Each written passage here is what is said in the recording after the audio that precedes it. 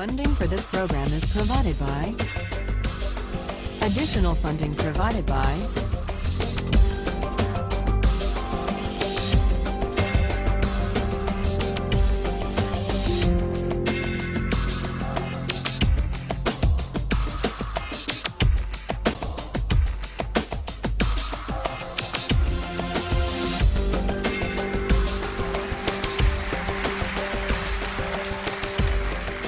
This is a course about justice, and we begin with a story. Suppose you're the driver of a trolley car, and your trolley car is hurtling down the track at 60 miles an hour, and at the end of the track you notice 5 workers working on the track. You try to stop, but you can't. Your brakes don't work. You feel desperate because you know that if you crash into these 5 workers, they will all die. Let's assume you know that for sure. And so you feel helpless until you notice that there is, off to the right, a side track. And at the end of that track, there's one worker working on the track. Your steering wheel works, so you can turn the trolley car, if you want to, onto the side track, killing the one, but sparing the 5. Here's our first question. What's the right thing to do? What would you do? Let's take a poll. How many would turn the trolley car onto the side track? Raise your hands.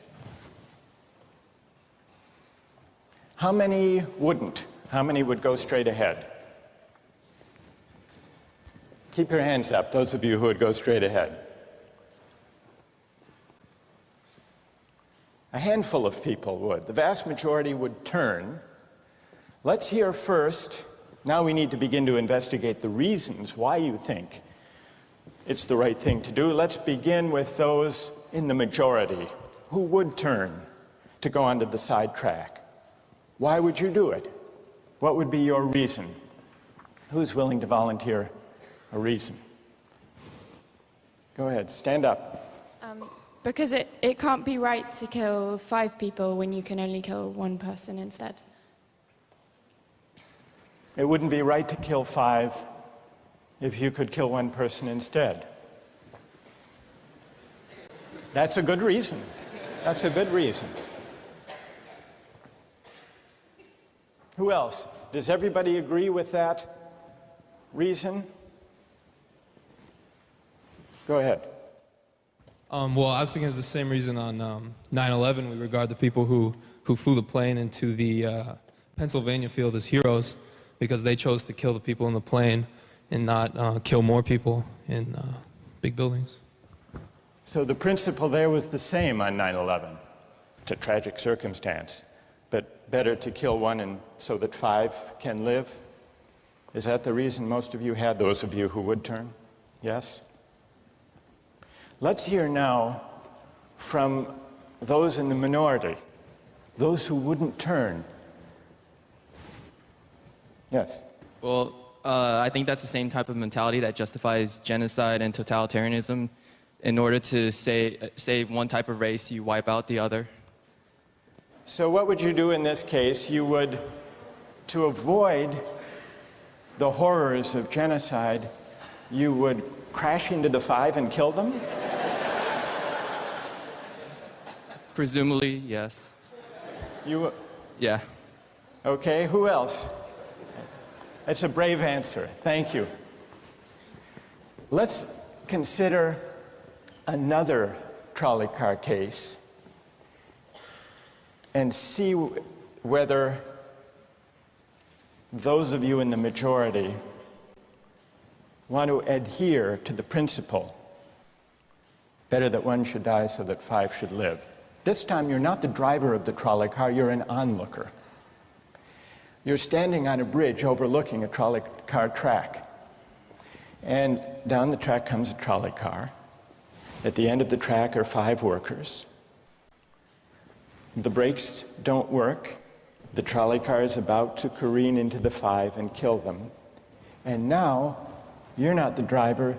You really feel helpless until you notice standing next to you,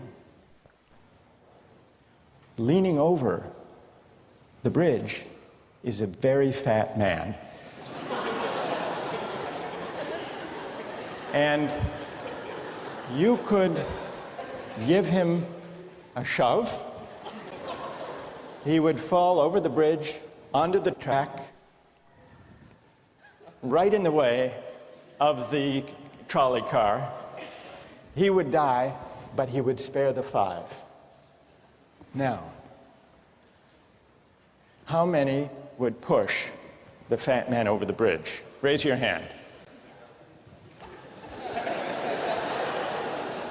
How many wouldn't? Most people wouldn't.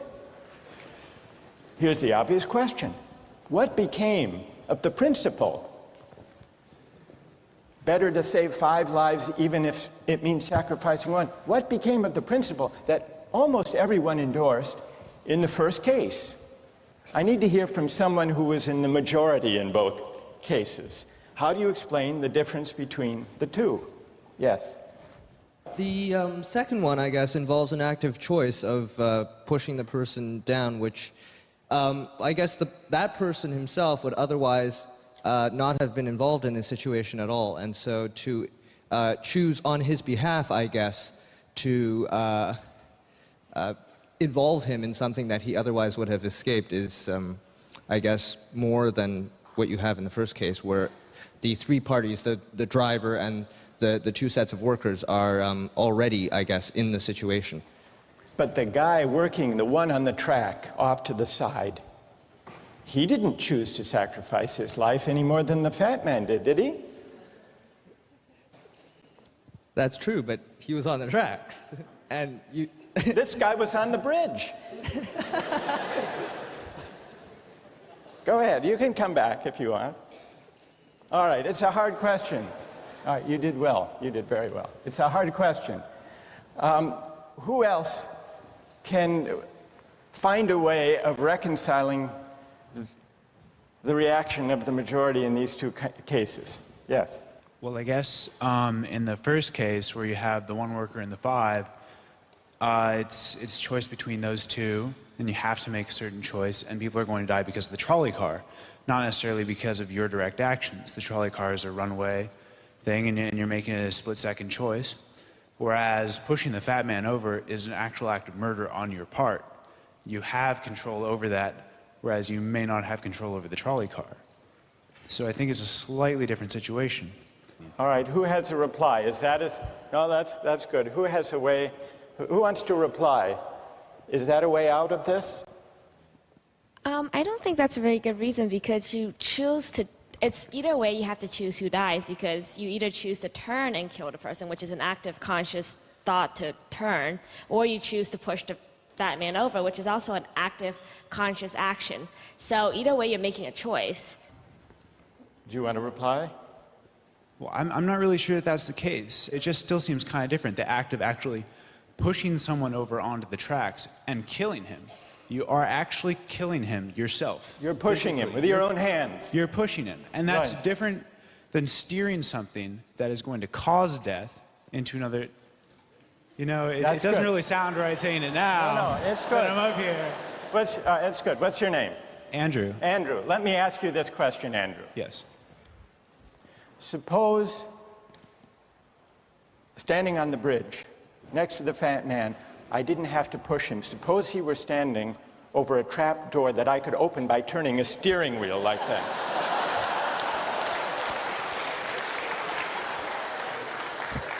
Would you turn? For some reason, that still just seems more wrong. Right? I mean, maybe if you accidentally like leaned into the steering wheel or something like that. But, or say that the car is hurtling towards a switch that will drop the trap. Then I could agree with that. Fair enough. It still seems wrong in a way that it doesn't seem wrong in the first case to turn, you say. And in another way, I mean, in the first situation, you're involved directly with the situation. In the second one, you're an onlooker as well. All right. So you have the choice of becoming involved or not by pushing the fat man. Let's forget for the moment about this case. That's good. Let's imagine a different case. This time you're a doctor in an emergency room, and 6 patients come to you. They've been in a terrible trolley car wreck. 5 of them sustained moderate injuries. 1 is severely injured. You could spend all day caring for the 1 severely injured victim, but in that time the 5 would die. Or you could look after the 5, restore them to health, but during that time the 1 severely injured person would die. How many would save the 5? Now is the doctor. How many would save the 1? Very few people. Just a handful of people. Same reason, I assume. 1 life versus 5? Now consider another doctor case. This time you're a transplant surgeon, and you have 5 patients, each in desperate need of an organ transplant in order to survive. 1 needs a heart, 1 a lung, 1 a kidney, 1 a liver, and the 5th a pancreas. And you have no organ donors. You are about to see them die. And then it occurs to you that in the next room, there's a healthy guy who came in for a checkup.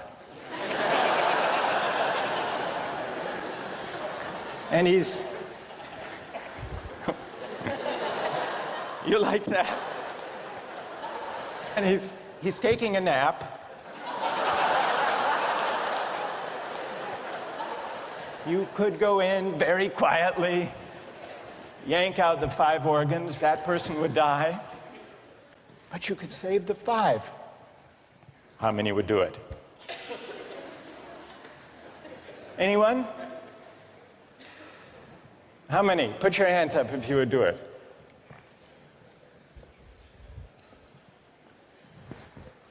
Anyone in the balcony? You would? Be careful, don't lean over too much. What? How many wouldn't? All right, what do you say? Speak up in the balcony, you who would yank out the organs. Why? I'd actually like to explore a slightly alternate possibility of just taking the 1 of the 5 who needs an organ who dies first, and using their 4 healthy organs to save the other 4. That's a pretty good idea. That's a great idea, except for the fact that you just wrecked the philosophical point. Well, let's step back from these stories and these arguments to notice a couple of things about the way the arguments have begun to unfold. Certain moral principles have already begun to emerge from the discussions we've had. And let's consider what those moral principles look like. The first moral principle that emerged in the discussion said the right thing to do, the moral thing to do, depends on the consequences that will result from your action.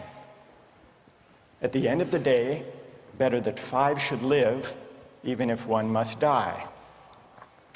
That's an example of consequentialist moral reasoning. Consequentialist moral reasoning locates morality in the consequences of an act, in the state of the world that will result from the thing you do.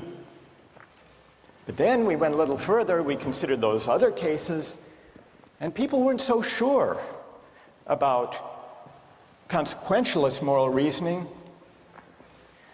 When people hesitated to push the fat man over the bridge or to yank out the organs of the innocent patient, people gestured toward reasons having to do with the intrinsic quality of the act itself. Consequences be what they may. People were reluctant. People thought it was just wrong, categorically wrong, to kill a person, an innocent person, even for the sake of saving 5 lives. At least people thought that in the second version of each story we considered. So this points to a second categorical way of thinking about moral reasoning. Categorical moral reasoning locates morality in certain absolute moral requirements, certain categorical duties and rights, regardless of the consequences. We're going to explore in the days and weeks to come the contrast between consequentialist and categorical moral principles. The most influential example of consequential moral reasoning is utilitarianism, a doctrine invented by Jeremy Bentham, the 18th century English political philosopher. The most important philosopher of categorical moral reasoning is the 18th century German philosopher Immanuel Kant. So we will look at those two different modes of moral reasoning, assess them, and also consider others. If you look at the syllabus, you'll notice that we read a number of great and famous books. Books by Aristotle, John Locke, Immanuel Kant, John Stuart Mill, and others. You'll notice, too, from the syllabus that we don't only read these books. We also take up contemporary political and legal controversies that raise philosophical questions. We will debate equality and inequality, affirmative action, free speech versus hate speech, same-sex marriage, military conscription, a range of practical questions. Why? Not just to enliven these abstract and distant books, but to make clear, to bring out what's at stake in our everyday lives, including our political lives, for philosophy. And so we will read these books, and we will debate these issues, and we'll see how each informs and illuminates the other. This may sound appealing enough, but here I have to issue a warning. And the warning is this: to read these books in this way, as an exercise in self-knowledge, to read them in this way carries certain risks. Risks that are both personal and political. Risks that every student of political philosophy has known. These risks spring from the fact that philosophy teaches us and unsettles us by confronting us with what we already know. There's an irony. The difficulty of this course consists in the fact that it teaches what you already know. It works by taking what we know from familiar, unquestioned settings and making it strange. That's how those examples worked. The hypotheticals with which we began, with their mix of playfulness and sobriety. It's also how these philosophical books work. Philosophy estranges us from the familiar, not by supplying new information, but by inviting and provoking a new way of seeing. But, and here's the risk, once the familiar turns strange, it's never quite the same again. Self-knowledge is like lost innocence. However unsettling you find it, it can never be unthought or unknown. What makes this enterprise difficult, but also riveting, is that moral and political philosophy is a story, and you don't know where the story will lead, but what you do know is that the story is about you. Those are the personal risks. Now what of the political risks? One way of introducing a course like this would be to promise you that by reading these books and debating these issues, you will become a better, more responsible citizen. You will examine the presuppositions of public policy. You will hone your political judgment. you will become a more effective participant in public affairs. But this would be a partial and misleading promise. Political philosophy, for the most part, hasn't worked that way. You have to allow for the possibility that political philosophy may make you a worse citizen rather than a better one, or at least a worse citizen before it makes you a better one. And that's because philosophy is a distancing, even debilitating activity. And you see this going back to Socrates. There's a dialogue, the Gorgias, in which one of Socrates' friends, Callicles, tries to talk him out of philosophizing. Callicles tells Socrates, philosophy is a pretty toy if one indulges in it with moderation at the right time of life. But if one pursues it further than one should, it is absolute ruin. Take my advice, Callicles says. Abandon argument. Learn the accomplishments of active life. Take for your models not those people who spend their time on these petty quibbles, but those who have a good livelihood and reputation and many other blessings. So Callicles is really saying to Socrates, quit philosophizing, get real, go to business school. And Callicles did have a point. He had a point because philosophy distances us from conventions, from established assumptions, and from settled beliefs. Those are the risks, personal and political. And in the face of these risks, there is a characteristic evasion. The name of the evasion is skepticism. It's the idea, well, it goes something like this. We didn't resolve once and for all either the cases or the principles we were arguing when we began. And if Aristotle and Locke and Kant and Mill haven't solved these questions after all of these years, who are we to think that we here in Sanders Theater over the course of a semester can resolve them? And so maybe it's just a matter of each person having his or her own principles and there's nothing more to be said about it. No way of reasoning. That's the evasion of skepticism, to which I would offer the following reply. It's true, these questions have been debated for a very long time. But the very fact that they have recurred and persisted may suggest that though they're impossible in one sense, they're unavoidable in another. And the reason they're unavoidable, the reason they're inescapable, is that we live some answer to these questions every day. So skepticism, just throwing up your hands and giving up on moral reflection, is no solution. Immanuel Kant described very well the problem with skepticism when he wrote, "Skepticism is a resting place for human reason, where it can reflect upon its dogmatic wanderings, but it is no dwelling place for permanent settlement. Simply to acquiesce in skepticism," Kant wrote, "can never suffice to overcome the restlessness of reason."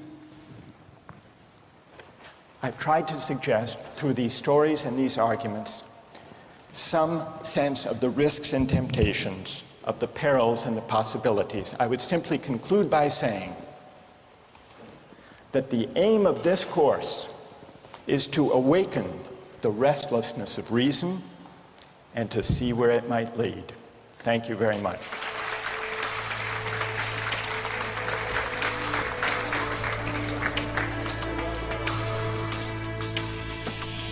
Like, in a situation that desperate, you have to do what you have to do to survive. You have to do what you have to do. You got to do what you got to do, pretty much. If you've been going 19 days without any food, you know, someone just has to take the sacrifice. Someone has to make the sacrifice, and people can survive. All right, that's good. What's your name? Marcus. Marcus. What do you say to Marcus?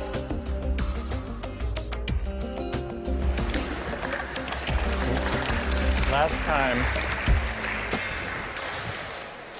we started out last time with some stories, with some moral dilemmas about trolley cars and about doctors and healthy patients vulnerable to being victims of organ transplantation, we noticed two things about the arguments we had. One had to do with the way we were arguing. We began with our judgments in particular cases. We tried to articulate the reasons or the principles lying behind our judgments. And then, confronted with a new case, we found ourselves re-examining those principles, revising each in the light of the other. And we noticed the built-in pressure to try to bring into alignment our judgments about particular cases and the principles we would endorse on reflection. We also noticed something about the substance of the arguments that emerged from the discussion. We noticed that sometimes we were tempted to locate the morality of an act in the consequences, in the results, in the state of the world that it brought about.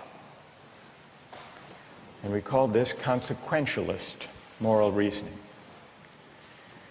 But we also noticed that in some cases, we weren't swayed only by the result.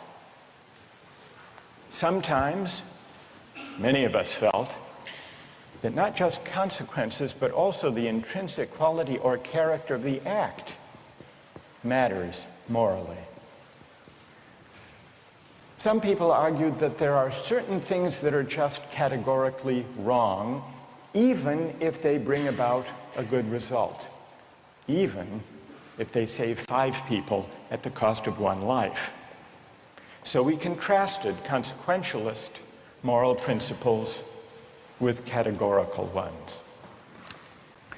Today, and in the next few days, we will begin to examine one of the most influential versions of consequentialist moral theory, and that's the philosophy of utilitarianism.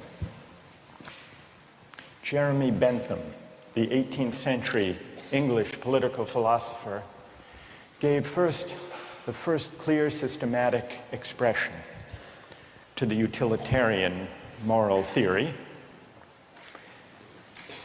And Bentham's idea, his essential idea, is a very simple one, with a lot of morally intuitive appeal. Bentham's idea is the following: the right thing to do, the just thing to do, is to maximize utility. What did he mean by utility?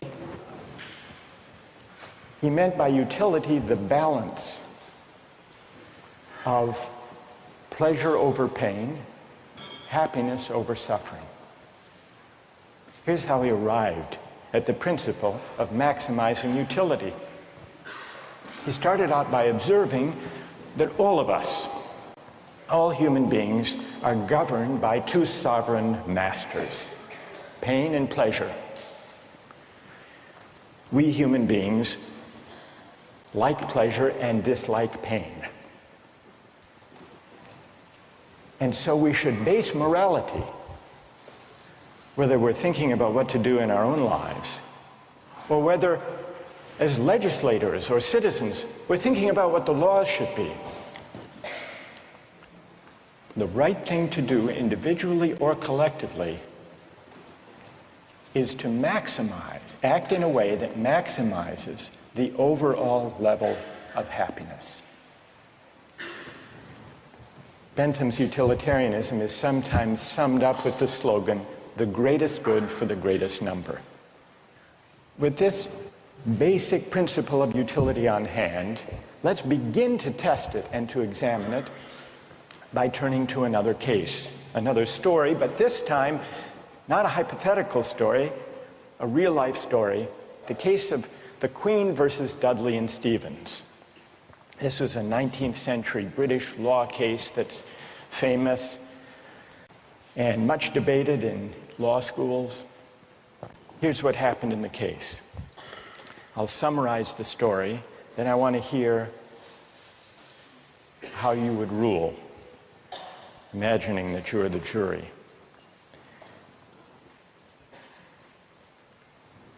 A newspaper account of the time described the background. A sadder story of disaster at sea was never told than that of the survivors of the yacht Mignonette. The ship foundered in the South Atlantic, 1,300 miles from the Cape. There were 4 in the crew. Dudley was the captain. Stevens was the first mate. Brooks was a sailor. All men of excellent character, or so the newspaper account tells us. The 4th crew member was the cabin boy, Richard Parker, 17 years old. He was an orphan. He had no family. And he was on his first long voyage at sea. He went, the news account tells us, rather against the advice of his friends. He went in the hopefulness of youthful ambition, thinking the journey would make a man of him. Sadly, it was not to be. The facts of the case were not in dispute. A wave hit the ship, and the Mignonette went down. The 4 crew members escaped to a lifeboat. The only food they had were 2 cans of preserved turnips, no fresh water. For the first 3 days, they ate nothing. On the 4th day, they opened one of the cans of turnips and ate it. The next day, they caught a turtle. Together with the other can of turnips, the turtle enabled them to subsist for the next few days, and then for 8 days, they had nothing. No food, no water. Imagine yourself in a situation like that. What would you do? Here's what they did. By now, the cabin boy, Parker, is lying at the bottom of the lifeboat in the corner because he had drunk seawater against the advice of the others, and he had become ill, and he appeared to be dying. So on the 19th day, Dudley, the captain, suggested that they should all have a lottery, that they should draw lots to see who would die to save the rest. Brooks refused. He didn't like the lottery idea. We don't know whether this was because he didn't want to take the chance or because he believed in categorical moral principles. But in any case, no lots were drawn. The next day, there was still no ship in sight, so Dudley told Brooks to avert his gaze, and he motioned to Stevens that the boy Parker had better be killed. Dudley offered a prayer. He told the boy his time had come, and he killed him with a penknife, stabbing him in the jugular vein. Brooks emerged from his conscientious objection to share in the gruesome bounty. For 4 days, the 3 of them fed on the body and blood of the cabin boy. True story. And then they were rescued. Dudley describes their rescue in his diary with staggering euphemism, quote, "On the 24th day, as we were having our breakfast, a ship appeared at last. The 3 survivors were picked up by a German ship. They were taken back to Falmouth in England, where they were arrested and tried. Brooks turned state's witness. Dudley and Stevens went to trial. They didn't dispute the facts. They claimed they had acted out of necessity. That was their defense. They argued, in effect, better that one should die so that 3 could survive. The prosecutor wasn't swayed by that argument. He said murder is murder, and so the case went to trial. Now imagine you are the jury, and just to simplify the discussion, put aside the question of law, and let's assume that you as the jury are charged with deciding whether what they did was morally permissible or not. How many would vote not guilty, that what they did was morally permissible?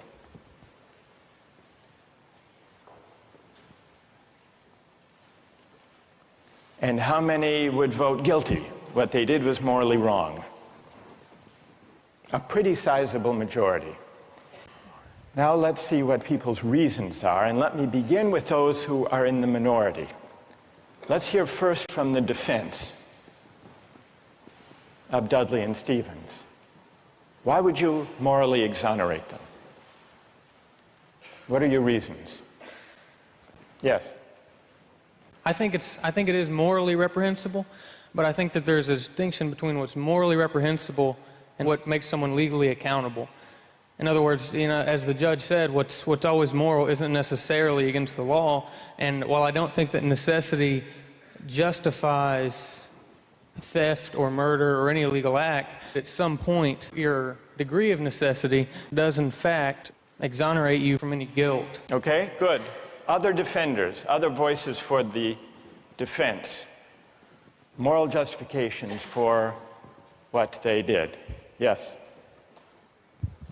All right, thank you. I just feel like in a situation that desperate, you have to do what you have to do to survive. You have to do what you have to do. You got to do what you got to do, pretty much. If you've been going 19 days without any food, someone just has to take the sacrifice. Someone has to make the sacrifice, and people can survive. Right. And furthermore, from that, let's say they survive, and then they become productive members of society who go home and start like a million charity organizations and this and that and this and that. I mean, they benefit everybody in the end. Yeah. So, I mean, I don't know what they did afterwards. They might have gone and like, I don't know, kill more people, whatever. But what? What if they went home and they turned out to be assassins? What if they weren't going home and turned out to be assassins? Well, you'd want to know who they assassinated. That's true, too. That's fair. That's fair. Okay. I don't want to know who they assassinated. All right, that's good. What's your name? Marcus. Marcus. All right. We've heard a defense, a couple of voices for the defense. Now we need to hear from the prosecution. Most people think what they did was wrong. Why? Yes?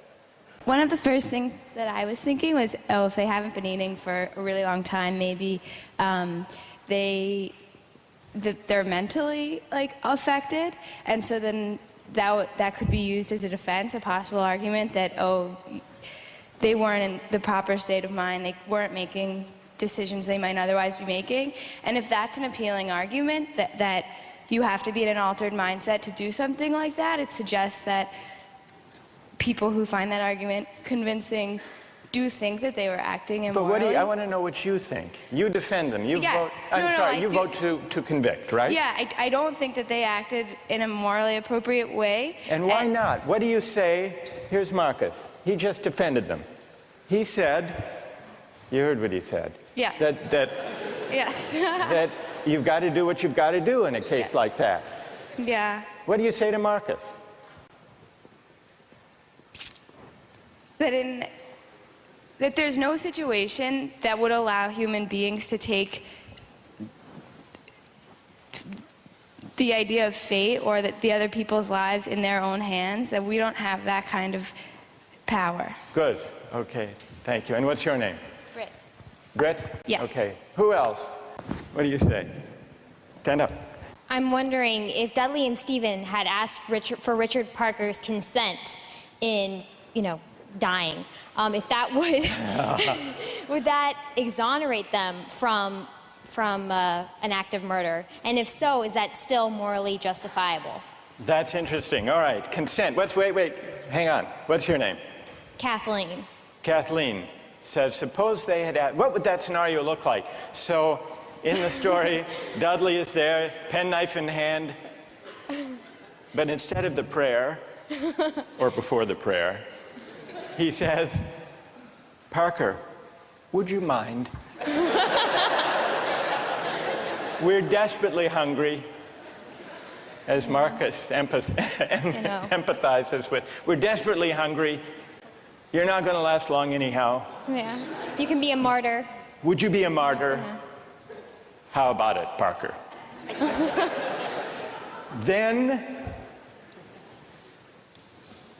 Then what do you think? Would it be morally justified then? Suppose Parker, in his semi-stupor, says, okay.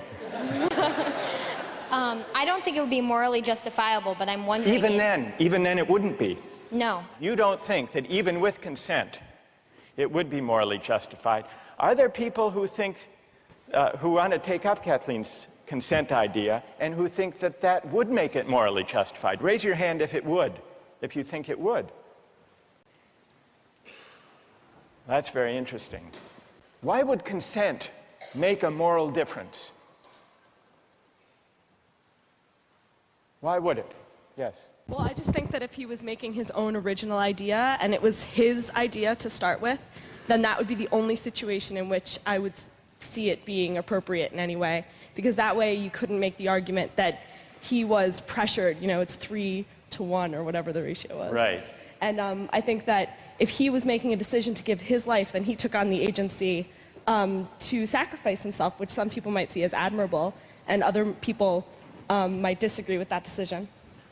So if he came up with the idea, that's the only kind of consent we could have confidence in morally, then it would be okay. Otherwise, it would be kind of coerced consent under the circumstances, you think. Is there anyone who thinks that even the consent of Parker would not justify their killing him? Who thinks that? Yes, tell us why. Stand up. I think that Parker would be killed with the hope that the other crew members would be rescued. So there's no definite reason that he should be killed because you don't know when they're going to get rescued. So if you kill him, it's killing him in vain. Do you keep killing a crew member until you're rescued and then you're left with no one? Because someone's going to die eventually. Well, the moral logic of the situation seems to be that they would keep on picking off the weakest, maybe, one by one, until they were rescued. And in this case, luckily, they were rescued when 3 at least were still alive. Now, if Parker did give his consent, would it be all right, do you think, or not? No. No. It still wouldn't be right. And tell us why it wouldn't be all right. First of all, cannibalism, I believe, is morally incorrect. So you shouldn't be eating a human anyway. So cannibalism is morally objectionable as such. So then, even on the scenario of waiting until someone died, still it would be objectionable. Yes, to me personally. I feel like it all depends on one's personal morals, and like we can't sit here and just, like this is just my opinion. Of course other people are going to disagree. But well, we'll see. Let's see what their disagreements are, and then we'll see if they have reasons that can persuade you or not. Let's try that. All right. Let's, now, is there someone who can explain, those of you who are tempted by consent, can you explain why consent makes such a moral difference? What about the lottery idea? Does that count as consent? Remember, at the beginning, Dudley proposed a lottery. Suppose that they had agreed to a lottery, then how many would then say it was all right? Suppose there were a lottery, cabin boy lost, and the rest of the story unfolded. Then how many people would say it was morally permissible? So the numbers are rising if we had a lottery. Let's hear from one of you for whom the lottery would make a moral difference. Why would it? I think the essential element in my mind that makes it a crime is the idea that they decided at some point that their lives were more important than his, and that, I mean, that's kind of the basis for really any crime, right? It's like my needs, my desires are more important than yours, and mine take precedent.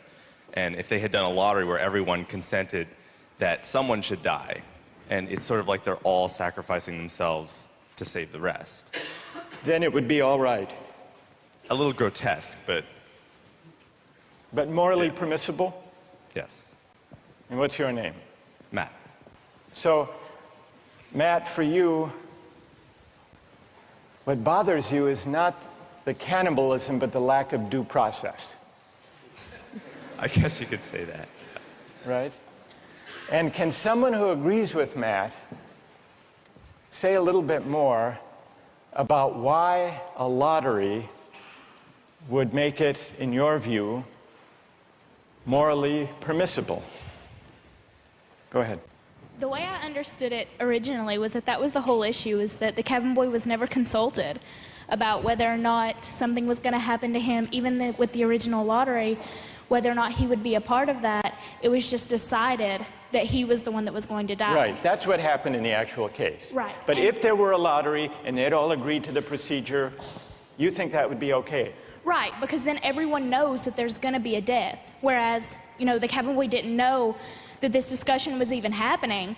There was no, you know, forewarning for him to know that, hey, I may be the one that's dying. All right, now suppose everyone agrees to the lottery, they have the lottery, the cabin boy loses, and he changes his mind. You've already decided. It's like a verbal contract. You can't go back on that. You've decided, the decision was made. You know, if you know that you're dying for the, you know, the reason for others to live, you would, if someone else had died, you know that you would consume them, so that's right. But then he could say, I know, but I lost. I just think that that's the whole moral issue, is that there was no consulting of the cabin boy, and that that's what makes it the most horrible, is that he had no idea what was even going on. That had he known what was going on, it would be a bit more understandable. All right, good. Now I want to hear, so there are some who think it's morally permissible, but only about 20%. Led by Marcus. Then there are some who say the real problem here is the lack of consent. Whether the lack of consent to a lottery, to a fair procedure, or, Kathleen's idea, lack of consent at the moment of death. And if we add consent, then more people are willing to consider the sacrifice morally justified. I want to hear now, finally, from those of you who think even with consent, even with a lottery, even with a final murmur of consent by Parker at the very last moment, it would still be wrong. And why would it be wrong? That's what I want to hear. Yes? Well, the whole time I've been leaning all towards the categorical moral reasoning, and I think that there's a possibility I'd be okay with the idea of a lottery and then the loser taking it into their own hands to kill themselves, so that there wouldn't be, you know, an act of murder. But I still think that even that way it's coerced, and also I don't think that there's any remorse. Like in Dudley's diary, we were eating our breakfast. It seems as though he's just sort of like, you know, the whole idea of not valuing someone else's life. So that makes me feel like I have to take the categorical You want to throw the stand. book at him when he lacks remorse or a sense of having done anything wrong.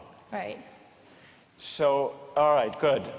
Any other defenders of who say it's just categorically wrong, with or without consent? Yes, stand up. Why? I think undoubtedly the way our society is shaped, murder is murder. Murder is murder in every way, and our society looks at murder down on it in the same light, and I don't think it's any different in any case. Good. Let me ask you a question. There were 3 lives at stake versus 1. Okay. The one, the cabin boy, he had no family, he had no dependents. These other 3 had families back home in England, they had dependents, they had wives and children. Think back to Bentham. Bentham says we have to consider the welfare, the utility, the happiness of everybody. We have to add it all up.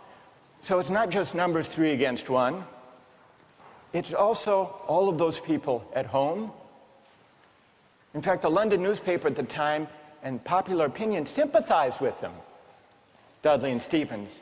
And the paper said if they weren't motivated by affection and concern for their loved ones at home and their dependents, surely they wouldn't have done this. Yeah, and how is that any different from people on the corner trying to have the same desire to feed their family? I don't think it's any different. I think in any case, if I'm murdering you to advance my status, that's murder, and I think that we should look at that all in the same light instead of criminalizing certain activities and making certain things seem more violent and savage, when in the same case it's all the same. It's all the same act and mentality that goes into murder, necessity to feed your family. So suppose it weren't 3, suppose it were 30, 300.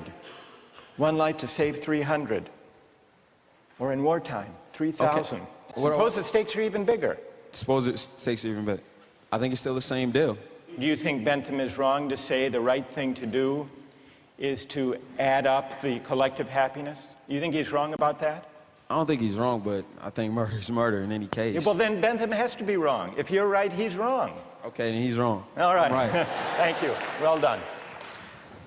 All right, let's step back from this discussion and notice how many objections have we heard to what they did. We heard some defenses of what they did. The defenses had to do with necessity, their dire circumstance, and, implicitly at least, the idea that numbers matter. And not only numbers matter, but the wider effects matter. Their families back home, their dependents. Parker was an orphan. No one would miss him. So if you add up, if you try to calculate the balance of happiness and suffering, you might have a case for saying what they did was the right thing. And then we heard at least 3 different types of objections. We heard an objection that said, what they did was categorically wrong. Mike here at the end, categorically wrong. Murder is murder, it's always wrong, even if it increases the overall happiness of society. A categorical objection.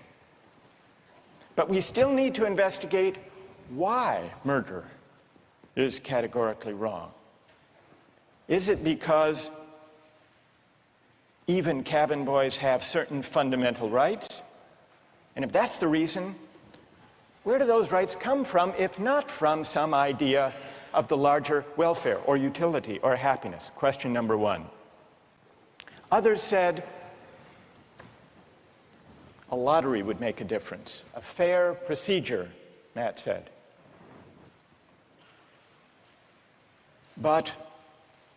And some people were swayed by that. That's not a categorical objection exactly. It's saying everybody has to be counted as an equal, even though at the end of the day, one can be sacrificed for the general welfare. That leaves us with another question to investigate. Why does agreement to a certain procedure, even a fair procedure, justify whatever result flows from the operation of that procedure? Question number 2.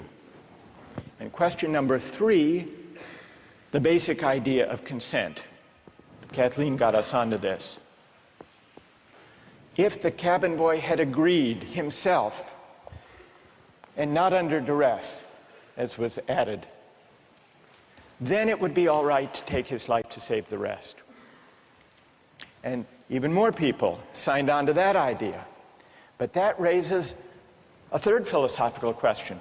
What is the moral work that consent does? Why does an act of consent make such a moral difference that an act that would be wrong, taking a life without consent, is morally permissible with consent? To investigate those 3 questions, we're going to have to read some philosophers. And starting next time, we're going to read Bentham and John Stuart Mill, utilitarian philosophers. Don't miss the chance to interact online with other viewers of Justice.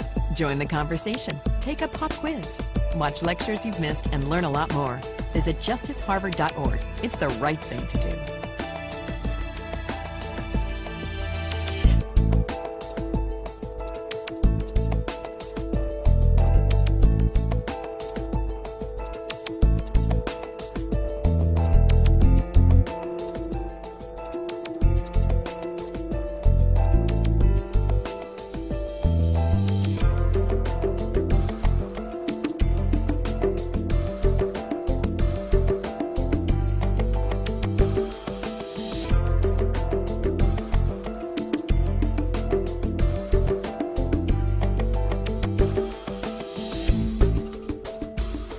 Funding for this program is provided by...